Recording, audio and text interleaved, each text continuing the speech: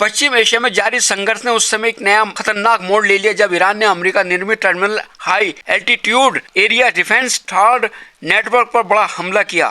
ताजा रिपोर्टों के अनुसार ईरान ने मिसाइल और ड्रोन हमलों में न केवल इजराइल के सुरक्षा घेरों को तोड़ा बल्कि जॉर्डन, सऊदी अरब और संयुक्त अरब अमीरात यूएई के तैनात महत्वपूर्ण रडार प्रणालियों को भी खत्म कर दिया है। ईरान की इस्लामिक रिवॉल्यूशनरी गार्ड्स कॉर्प्स ने एक्स पोस्ट में दावा किया है कि उसने पिछले 24 घंटों में पश्चिम एशिया में क्षेत्र में अमेरिका के 4 थर्ड रडार सिस्टम नष्ट कर दिए हैं। नष्ट किए गए थर्ड सिस्टम जो दुनिया की सबसे महंगी वायु रक्षा प्रणाली है, अल रहाबा अबू धाबी, अल रुकवेश कतर, अल खर्ज सऊदी अरब और अल अजराक सऊदी अरब में स्थित थे। ये घटना ईरान द्वारा 2 अन्य थर्ड सिस्टम नष्ट करने के दावे के बाद हुई है। सऊदी अरब ने ईरान युद्ध में अपनी पहली मौतों की सूचना भी दी है। एक आवासीय क्षेत्र में मिसाइल गिरने से एक भारतीय और एक बांग्लादेशी नागरिक की मौत हुई है। इस घटना में 12 अन्य बांग्लादेशी घायल हुए हैं। सऊदी अरब की ओर से रविवार शाम जारी बयान में कहा गया है कि क्षेत्र में ईरानी हमलों से गुस्सा बढ़ रहा है।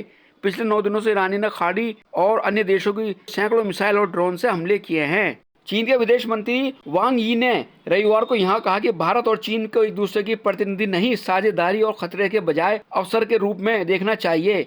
वांग ने कहा कि दोनों देशों को प्रधानमंत्री नरेंद्र मोदी और राष्ट्रपति शी जिनपिंग द्वारा निर्धारित दिशा का पालन करते हुए बिना किसी हस्तक्षेप के संबंधों को बेहतर बनाना चाहिए। वांग ने कहा कि मोदी व शी की पिछली साल अगस्त में तियाजनीन में बैठक हुई थी। 2024 में कजान में हुई बैठक से मिली नई शुरुआत को आगे बढ़ाते हुए तियानजिन शिखर सम्मेलन ने चीन भारत संबंधों में और सुधार किया है। सभी स्तरों पर सक्रिय बातचीत, द्विपक्षीय व्यवहार में नए रिकॉर्ड और लोगों के बीच घनिष्ठ आदान प्रदान को देखकर हमें खुशी हो रही है।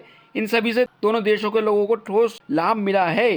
संबंधों के भविष्य के बारे में वांग ने कहा कि दोनों देशों को एक दूसरे के प्रतिनिधि के बजाय साझेदार और खतरे के बजाय अवसर के रूप में देखने की सही रणनीति समझ बनाए रखनी चाहिए और कहा दोनों पक्षों को अच्छी पड़ोसी संबंधों और मित्रता को बनाए रखना चाहिए और सीमावर्ती शांति और स्थिरता की संयुक्त रूप से रक्षा करनी चाहिए और विकास पर ध्यान केंद्रित करना चाहिए।